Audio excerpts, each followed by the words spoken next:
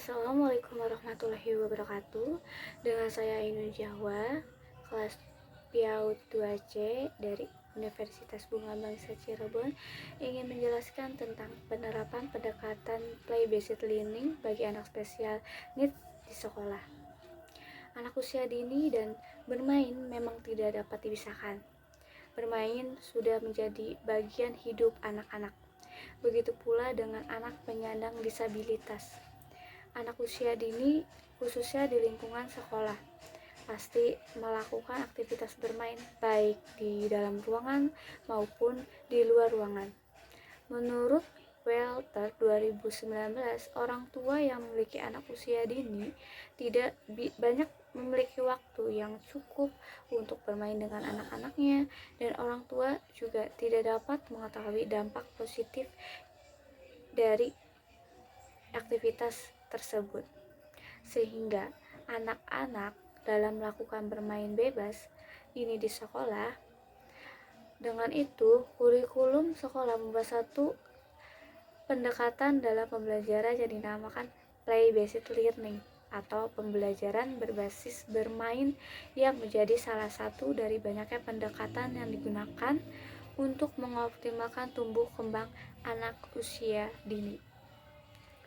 Kessel 2018 menyatakan bahwa pendidik dapat dengan sengaja membentuk lingkungan bermain untuk menumbuhkan kemampuan anak yang dinamakan lingkungan berbasis bermain. Dengan begitu, anak akan berkembang secara optimal dengan cara yang menyenangkan dan tidak merasa tertekan untuk melakukan berbagai aktivitas yang dibuat oleh guru, di mana Groundline Kessel 2018 berpendapat bahwa anak-anak yang harus terlibat secara aktif dalam bermain yang memiliki tujuan yang diatur sedemikian rupa untuk mencapai keterampilan yang diinginkan terstruktur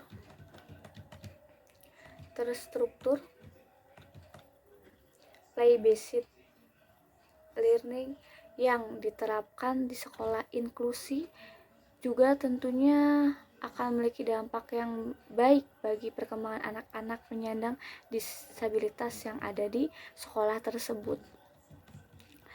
Peran pemerintah dalam pendidikan inklusi sebagai penyedia maupun fasilitator bagi anak-anak berkebutuhan khusus seperti anak normal yang itu sangat besar, di mana para pembuat kebijakan menyadari bahwa anak kebutuhan khusus juga memiliki kesempatan yang setara, sebagaimana yang dijelaskan Diana 2022 bahwa pemerintah Indonesia menyatakan setiap peserta didik yang memiliki keterbatasan baik dari mental, fisik maupun sosial, emosional berhak atas kesepakatan yang sama dan mendapatkan pendidikan secara inklusif sesuai kebutuhan dan kemampuannya.